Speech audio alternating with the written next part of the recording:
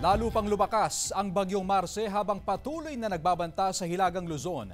Sa 2 p.m. bulletin ng Pag-asa, nakataas ang signal number 3 sa northeastern portion ng mainland Cagayan.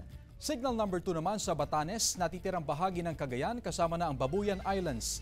Northern portion ng Isabela, Apayao, northern portion ng Kalinga, northern portion ng Abra, Ilocos Norte at northern portion ng Ilocos Sur.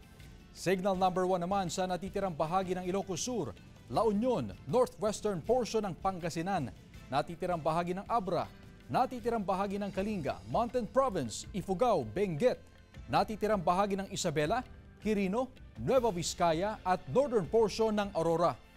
Ayon sa Pag-asa, mula bukas ng hapon hanggang Biyernes ng umaga, posibleng maglandfall ang bagyong Marce sa Babuyan Islands o northern portion ng mainland Cagayan. Saka ito tatawid o didikit sa Apayao at Ilocos Norte. Biyernes ng gabi ay posibleng nasa labas na ito ng Philippine Area of Responsibility. Pwede pang magbago ang track ng bagyo kaya patuloy na umantabay sa updates.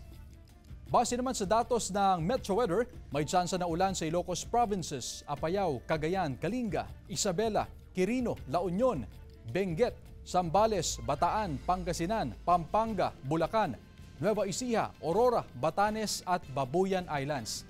Malalakas ang ulan sa extreme northern Luzon at northern Luzon kaya maging handa po sa banta ng baha o landslide.